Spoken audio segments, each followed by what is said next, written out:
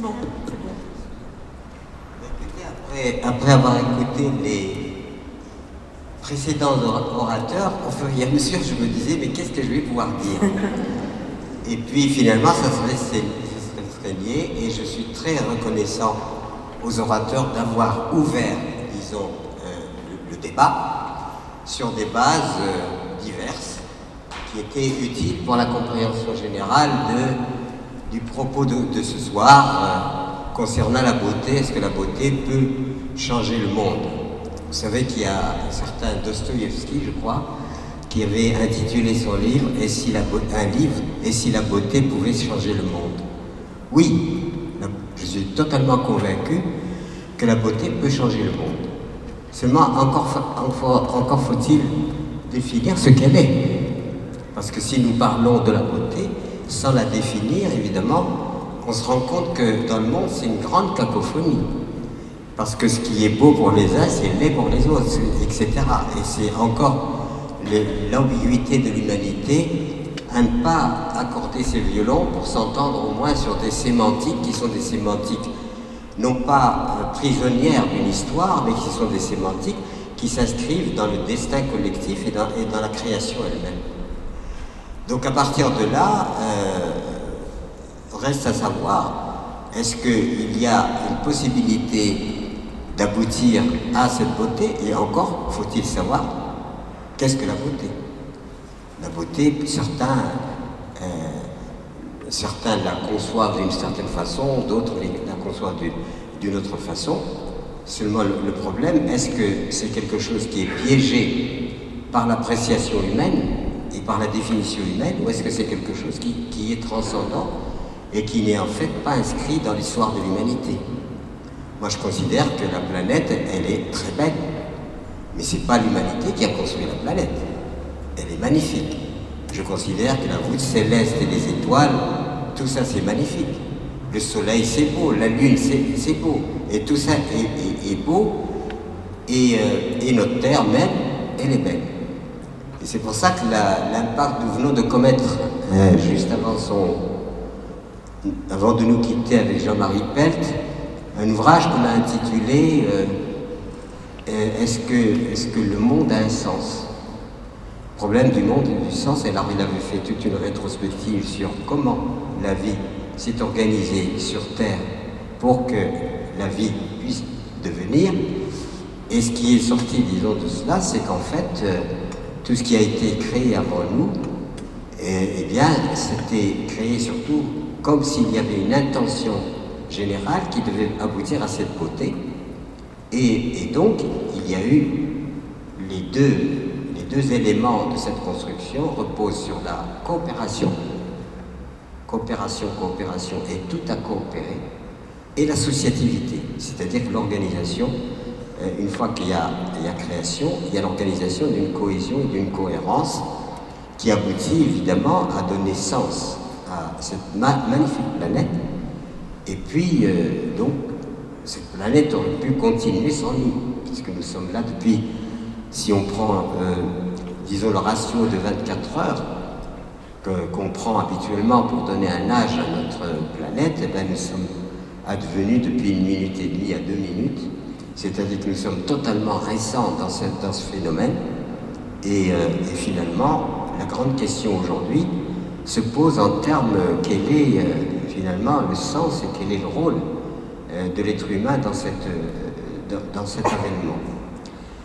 Je recommande souvent de lire un certain Osborne qui, après la guerre, dès après la guerre, il a rédigé un texte qui est admirable, qui a été d'ailleurs cité en référence par Einstein, par Devoto, par Huxley, par ce qu'on appelait les grands esprits de l'époque, en disant cette rétrospective était absolument indispensable pour finalement mettre en évidence la responsabilité humaine par rapport à cette planète que nous avons détruite dès le début.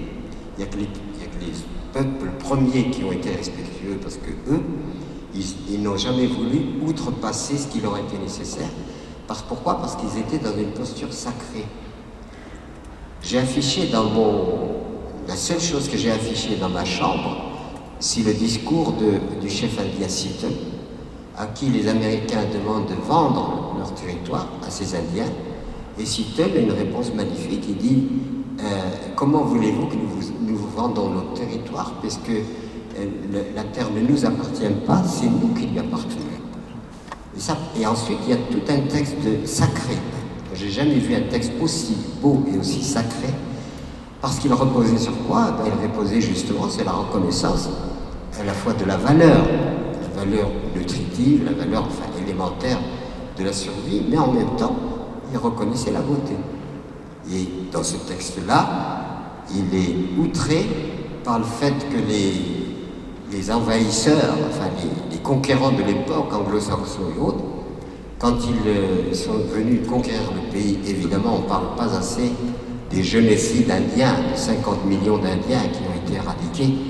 Et il y a tout un courant auquel j'appartiens qui demanderait quand même aux Américains de reconnaître le génocide des Indiens. Parce qu'on a mis ça sous perte et profit, on a mis un voile là-dessus et on continue l'histoire sans rappeler qu'il y a eu là une exaction extrêmement grave. Et cette exaction, c'est pas pour demander que les Américains soient dans la contrition ou dans quoi que ce soit, mais que l'on reconnaisse pour instruire en quelque sorte l'opinion, pour instruire l'humanité sur le fait qu'on ne peut pas dire qu'il y a des exactions morales et des exactions immorales. Parce qu'en fait, quand on veut effectivement accomplir un geste, y compris d'ailleurs ce qu'on appelle les croisades, ce qu'on appelle tout ça, jamais Jésus, auquel je suis attaché, non pas à travers une religion, mais à travers l'enseignement, n'a dit « allez vous combattre ». Il a dit quoi? Il a dit « aimez même vos ennemis ». C'est-à-dire que c'est tout à fait l'inverse de ce qui a été proposé. Et en disant cela, il voulait exorciser finalement l'être humain d'un réflexe et d'un instinct qui est désastreux, c'est celui de détruire. Et du coup, ça m'a amené à me dire, mais finalement, quid de la planète? Et un jour, j'ai imaginé, parce que même quand j'étais à l'école, chaque fois qu'il y avait l'énoncé d'un problème, par exemple, l'énoncé d'un problème, d'abord ça me posait problème parce que ça n'allait pas tellement dans mon propre esprit. Une ménagère va au marché, elle va acheter des œufs, elle achète etc. Et j'avais la fâcheuse tendance de voir la ménagère avec sa robe à fleurs, avec le bruit des marchés, etc. Et j'avais mon instituteur qui se penchait sur moi, et il me dit, mais c'est quand même pas compliqué, compte tenu qu'un œuf vaut tant. Eh ben, combien elle doit payer? Et moi, j'étais parti dans la poétique. Alors c'était peut-être ma tare, partir dans la poétique. Et ensuite, je me suis dit, mais pourquoi l'humanité a-t-elle un comportement aussi difficile et dur avec la planète? Et j'avais imaginé, là aussi, à travers la poétique, la planète se préparant, se faire belle, etc. Là, l'homme n'est pas concerné. Donc, une fois qu'elle s'est fait belle, elle se dit, mais ça sert à quoi? Elle se dit, si je fais advenir une conscience, un être, pour m'admirer, eh bien, ça ira très bien. Malheureusement, elle s'est gourée. Et aujourd'hui même, c'est-à-dire que cette non-reconnaissance, si vous voulez, de la beauté, amène à réagir pour préserver cette beauté par l'écologie, ou l'écologie politique, c'est-à-dire sauvegarder la vie, sauvegarder la beauté et ce n'est plus du tout ça, puisque nous percevons la planète comme un gisement de ressources qu'il faut épuiser jusqu'au dernier poisson, jusqu'au dernier arbre, pour faire du fric, c'est tout. Et en même temps, sur cette planète, on a établi une laideur extrême dans laquelle nous sommes toujours dans cette laideur, c'est-à-dire la disparité entre les êtres humains. Il y a les êtres humains qui possèdent tout, les êtres humains qui ne possèdent rien, avec le pillage généralisé de cette planète, ses ressources, sa pollution, sa dégradation de mille façons. On est rentré maintenant même dans l'ère des manipulations que je déteste, génétiques, etc., pour rentrer dans une espèce de sphère satanique, si on croit à cela, à tel point que c'est falsification, de falsification à falsification, eh bien l'être humain, aujourd'hui, même dans la surabondance, n'est pas loin. On sait très bien que les gens dans la surabondance, c'est-à-dire ceux qui disposent de tout suite à toute une histoire, évidemment, à une évolution qui a été faite sur les migrations européennes ou d'autres migrations, partout, sur toute la planète, il y a eu des migrations conquérantes, eh bien, on arrive aujourd'hui à une société qui n'est pas heureuse.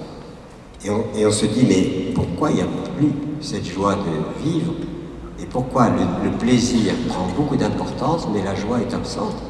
Ben, je pense que parce que le regard non sacré sur cette réalité planétaire magnifique, eh bien, a finalement déserté l'âme humaine. Et il semblerait que l'être humain, après avoir été créé, on pourrait objectivement dire que l'être humain, c'est la plus grande catastrophe écologique.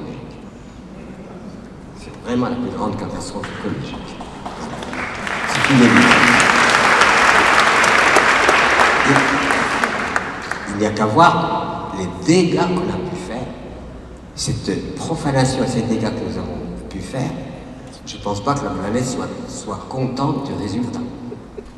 Et ça pose problème aujourd'hui, dans le sens où cette beauté profanée aboutit à stériliser l'être humain dans son esprit, à percevoir même cette beauté. Et du coup, les enseignements que nous donnons aux enfants, toutes ces choses-là, partent sur le principe d'une écologie, disons, factuelle, mais pas une écologie du cœur. Parce que s'il y avait écologie du cœur et si on apprenait aux enfants à respecter la vie auquel ils doivent la vie, auquel tout le monde doit la vie, on mettrait en avant cette beauté extraordinaire qu'il faut préserver à tout prix.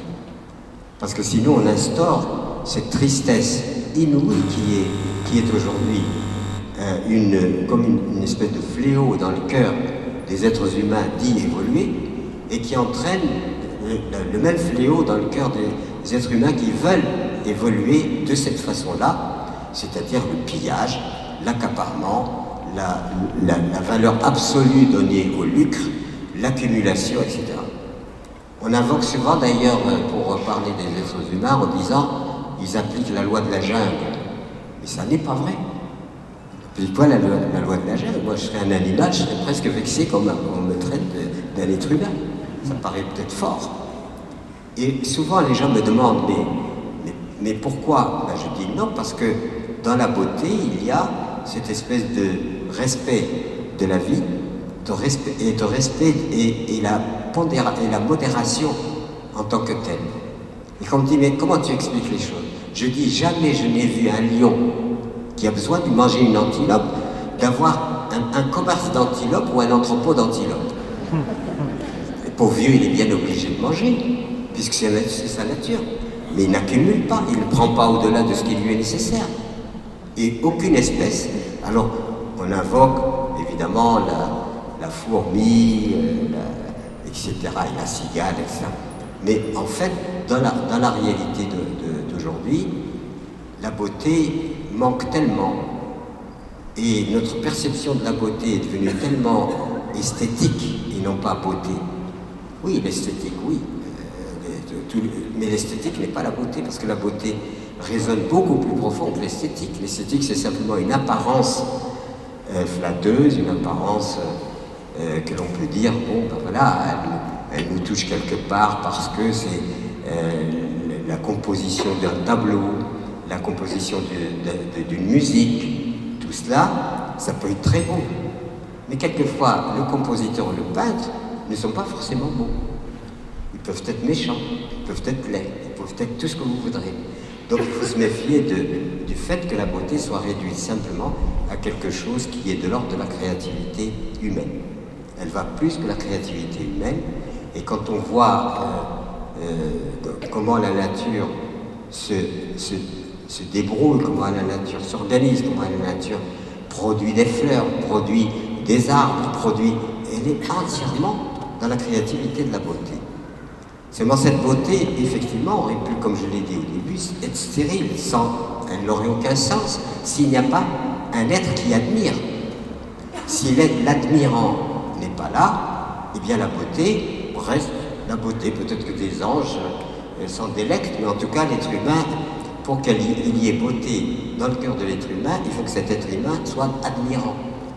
Et s'il n'est pas admirant, évidemment, ça ne fonctionnera pas.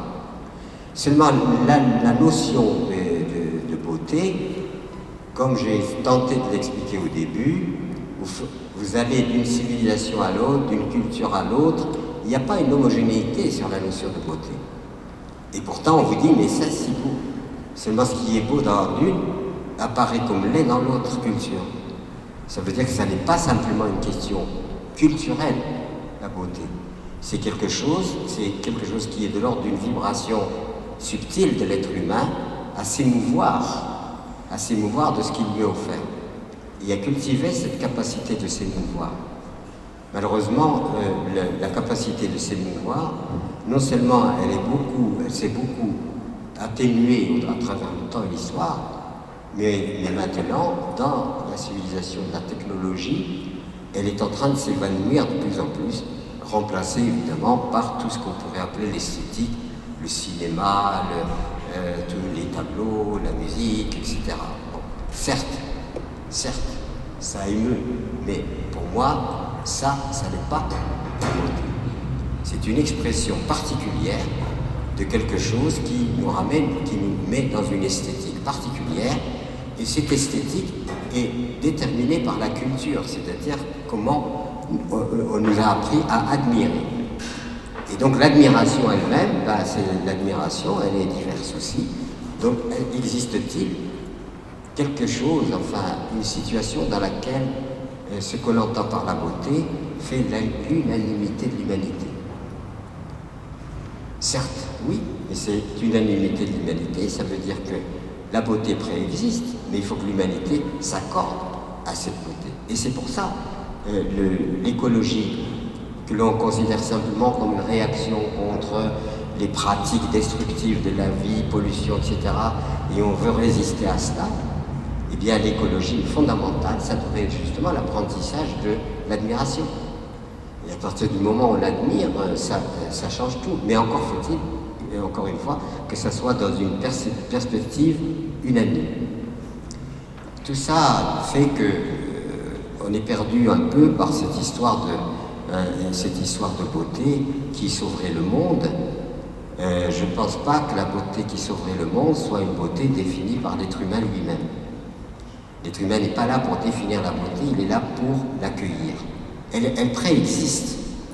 Et en même temps, il la met dans le cœur, et on voit des êtres humains qui ont une beauté extraordinaire en eux, qui se traduit en générosité, qui se traduit en amour, un amour réel, qui se traduit par des valeurs qui sont des valeurs transcendantes, mais pas seulement des valeurs contingentes, et qui ne concernent que l'histoire. Alors, plus j'avance, et plus ça devient pour moi compliqué d'ailleurs. Pour moi-même compliqué de dire, mais finalement, où va-t-on avec la beauté? Eh bien, la beauté, c'est quand même la paix. Est-ce qu'elle peut produire la paix? Mais la beauté, c'est la paix elle-même. C'est la paix elle-même, c'est pas produire la paix par la beauté. La paix est beauté. Et à partir de ce moment-là, la posture de l'être humain, eh bien, va chercher dans les domaines qui ne sont pas simplement des domaines factuels, mais de quelque chose qui est de l'ordre de l'abstraction, mais je dirais de la spiritualité, de l'esprit. Ça relève de l'esprit, beaucoup plus. Et comment se fait-il qu'on arrive finalement à cette attitude que nous pouvons avoir, qui est celle de n'avoir aucune explication rationnelle sur un coucher de soleil? Bon, bien sûr, on peut expliquer le coucher de soleil par des phénomènes de rayonnement solaire, etc., de rotation de la Terre, etc. On peut expliquer par cette posture-là. Mais on peut simplement admirer un coucher de soleil sans amener aucune explication. Et nous sommes dans Ration, c'est un peu le ravi je ne sais plus si Daudet ou je ne sais pas qui l'a écrit, ça, le ravi, qui disait simplement que c'est beau, que c'est beau, que c'est beau. Mais il ne mettait aucune explication derrière. Il disait simplement c'est beau. Voilà. Parce que la beauté, quand on veut disserter sur la beauté, moi j'avoue que je n'y arrive pas. Par contre, quand je sens que cette beauté induit en moi quelque chose qui touche mon âme profonde, à ce moment-là, ben, quelque chose rentre dans l'indicible, c'est-à-dire que je ne peux pas expliquer ce que je suis en train de ressentir. Et bien, qu'est-ce que je suis en train de ressentir? La chose qui n'est pas, que l'être humain ne pourra jamais soumettre, c'est la joie. La joie, nous l'avons ou nous ne l'avons pas. Le plaisir, on peut se le payer, des yachts, des avions privés, enfin tout ce que vous voudrez, mais la joie, vous la trouvez quelquefois, et cette beauté de la joie, vous la trouvez chez des gens démunis, et elle est absente dans le monde qui, normalement, devrait la posséder.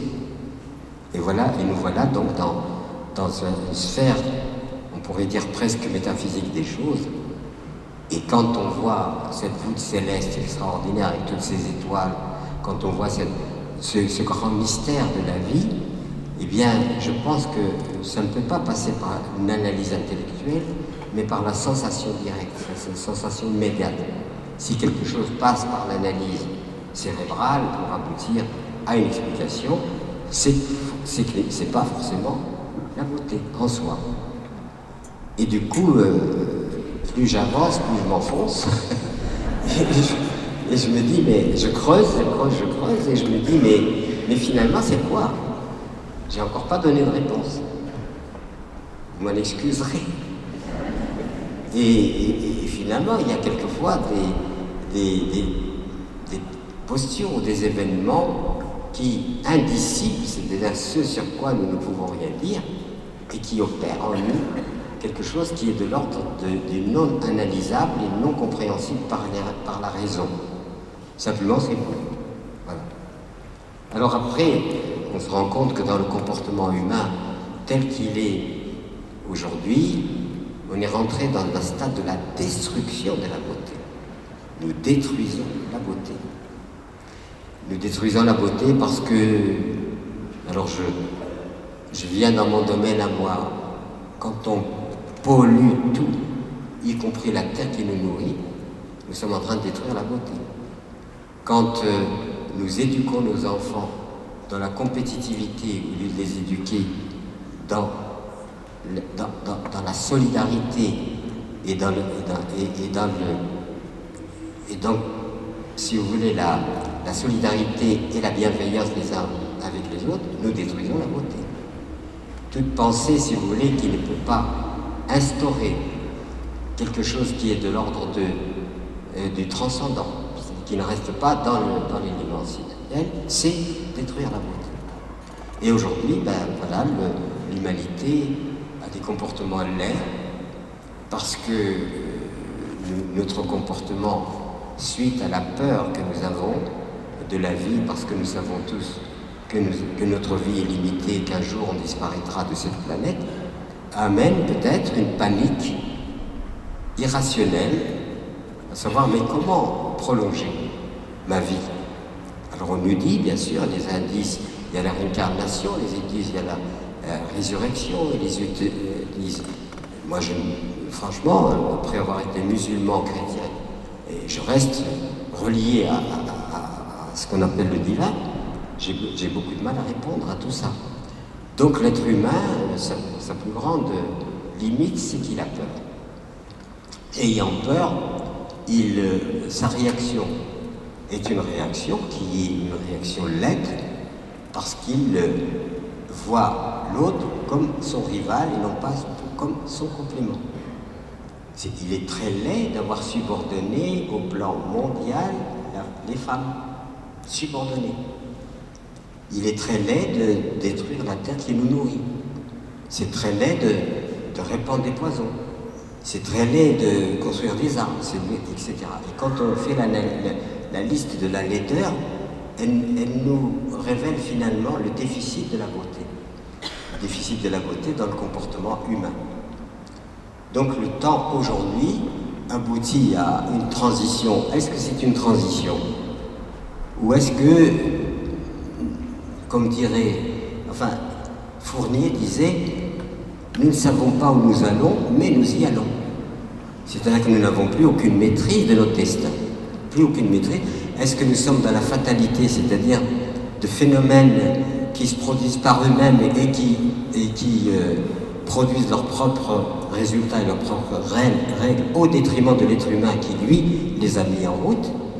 Ou est-ce que nous avons une maîtrise de l'histoire? Moi, je ne crois pas que nous ayons quoi que ce soit en termes de maîtrise de l'histoire, c'est-à-dire comme si le vecteur vecté, si vous voulez, et l'humanité est aujourd'hui face à une évolution dont elle maîtrise de moins en moins l'orientation et la finalité.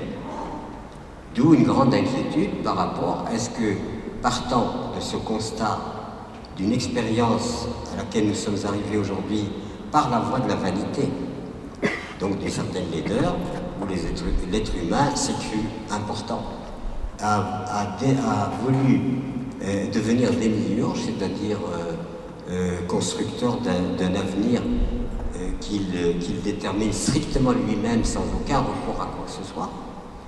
Aujourd'hui, disons, ce qu'on appelait le sacré est évacué parce que c'est irrationnel. La nature, je n'ai pas besoin de vous dire combien elle est malmenée. Notre nourriture est frelatée. L'air que nous respirons est dégradé. L'eau que nous buvons est polluée. L'environnement général est détruit. Le patrimoine que l'humanité, comme ne serait-ce que les semences que j'ai citées, que l'humanité a depuis longtemps collecté et additionné pour transmettre la vie et la beauté, a déjà disparu à l'horizon de 75%.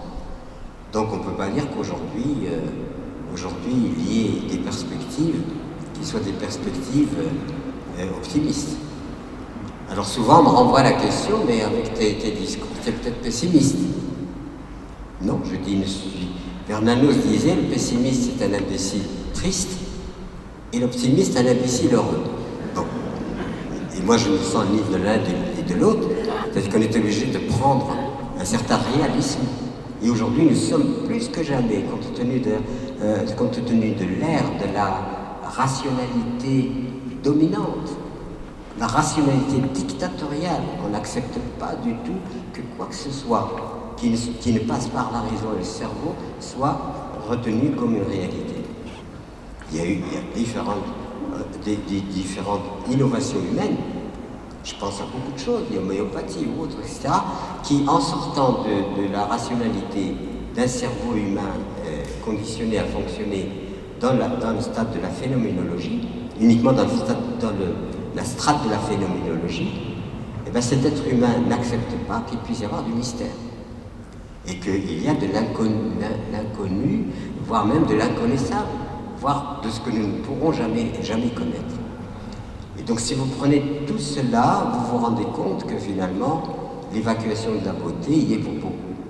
Et pour beaucoup dans le fait que nous avons arrêté de célébrer la vie pour ne la vivre que d'une façon rationnelle. Et la célébration de la vie qui est absolument admirable, je veux dire, les choses, c'est une beauté extraordinaire. D'ailleurs, la nature est tellement maligne que nous nous reproduisons dans le plaisir. Si on dit, ah ben je vais faire un gamin quand même, c'est pas comme ça que ça se passe. Ça se passe dans cette beauté de l'amour qui rassemble hommes et femmes, à la condition que ce soit évidemment un authentique amour. Et cette relation, c'est magnifique. C'est absolument magnifique comment la vie relève de la beauté qui est amour. Et sinon, eh bien, on est dans ce monde aseptisé dans lequel nous vivons aujourd'hui une énorme déconvenue parce que le mythe de Prométhée est tombé par terre, le mythe du démiurge, l'homme qui se divinise et qui pense qu'il va absolument maîtriser son destin, ben, nous ne sommes plus là. Et c'est pour ça que le monde d'aujourd'hui, après un passage historique de populations qui ont été reliées à la vie, à la terre, etc., dans la beauté de la vie, de la terre, de sa générosité, parce que la générosité, c'est de la beauté aussi, et bien aujourd'hui, ben, on est dans un carrefour extrêmement délicat et je dirais très décisif. Nous avons inventé des machines très très efficaces. Et ces machines très efficaces, eh bien, démultiplie et donne une énorme efficacité à tous nos gestes, qu'ils soient positifs ou négatifs. Qu'est-ce que c'est qu'aujourd'hui l'art de tuer n'a jamais atteint un niveau aussi élevé? Et il n'y a rien de plus laid que d'avoir donné tant d'importance à l'art de tuer. Aujourd'hui, on a des engins à tuer qui sont totalement apocalyptiques. Et l'apocalypse est une réalité aujourd'hui, non pas celle seulement des Écritures. Avec l'arsenal que nous avons aujourd'hui pour détruire, eh bien nous pouvons provoquer une apocalypse qui est issue de l'humain lui-même contre l'humain lui-même. Du coup, c'est extrêmement laid. Et y a-t-il possibilité de sortir de cette laideur pour instaurer notre beauté? Évidemment, en sortant de cette laideur, on rentre dans la beauté elle-même. Et cette beauté, finalement, elle est dans le cœur humain. La façon dont nous traitons la terre, puisque j'en viens un peu à ma spécialité, c'est quoi? C'est une terre vivante qui a préexisté depuis des millénaires. C'est une terre mère, c'est une terre nourricière. Et bien cette terre nourricière, depuis, elle a été très malmenée pendant longtemps, et l'être humain a été un grand destructeur dès le début, comme je l'ai dit. J'ai travaillé par exemple au Sahel, pour proposer l'agroécologie qui est extrêmement belle, parce que l'agroécologie, c'est rien ne se crée, rien ne se perd, tout se transforme, c'est-à-dire que nous rentrons dans une méthodologie qui rejoint la beauté et la dynamique de la vie sans déranger la dynamique de la vie. Eh bien, on s'est rendu compte, et c'est là où je me suis aperçu le plus, combien l'homme a enlaidi la terre par ignorance. Voilà des pays qui sont en voie de désertification, où vous avez le désert en haut, le saharien qui avance, et vous avez la forêt tropicale qui recule. Et là, vous avez une population qui traite les terres d'une façon assez rude, puisque ces populations ont été réduites à une économie très limitée parce qu'on les a poussées à produire pour exporter. La production pour l'exportation les a terriblement appauvris parce qu'on leur a enseigné l'usage des engrais chimiques, des pesticides, etc. Le coût des intrants était beaucoup trop élevé par rapport aux revenus que cela produisait, et ils se sont mis à être endettés. Étant endettés, ils envoient leurs enfants dans les villes, et du coup, exode rural, concentration des populations dans les villes. Et là, cette concentration dans les villes nécessite absolument que les gens puissent survivre. Et donc, le paysan sahélien est devenu destructeur de son milieu. Trop de coupes de bois, trop de troupeaux, donc dégradation pas du milieu par les troupeaux, et usage massif du feu. Ça produit quoi?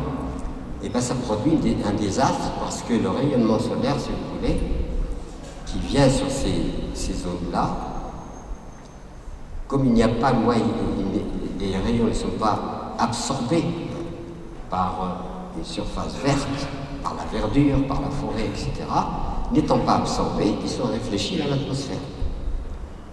La réfraction dans l'atmosphère réchauffe l'atmosphère, et le réchauffement de l'atmosphère empêche la condensation. La condensation, c'est-à-dire raréfaction des pluies. Et les espaces étant désertiques, quand la pluie vient, elle est extrêmement violente, et la violence de la pluie entraîne finalement l'érosion. Et donc voilà quelque chose qui fait rentrer, on comprend beaucoup mieux comment l'être humain dans son évolution a pu rentrer dans un processus inconscient dans lequel il n'a vu que l'effet immédiat, c'est-à-dire le profit à son niveau. Et ce paysan qui suffisait à ses besoins ne peut plus suffire à ses besoins. D'où la famine, d'où, etc. Tout ça, c'est laid comme mode de gestion. Ce qui fait que, est-ce que la beauté peut changer? Oui, elle peut changer les choses, mais pas sur la base de cette logique-là qui finit par donner la prépondérance absolue au profit. Le profit est destructeur de beauté. Et la beauté, évidemment, destructrice de la sensibilité qui est nécessaire pour rendre hommage et pour célébrer la beauté. Et nous voilà dans un processus actuel qui, en évacuant la beauté, en évacuant la sensibilité, en évacuant même le mystère de la vie, fait de l'humanité une humanité avide, inconsciente de ce qu'elle fait. Et donc dans une forme de laideur profonde par rapport à la vie qui devrait être respectée. Quand on voit la condition animale aussi, comment se fait-il que les animaux sont traités de cette façon comme on ne voit plus dans l'animal que des masses de protéines, ou produire les protéines. Les éléphants sont en train de disparaître. Les baleines, mon ami Watson en parle, en train aussi de disparaître.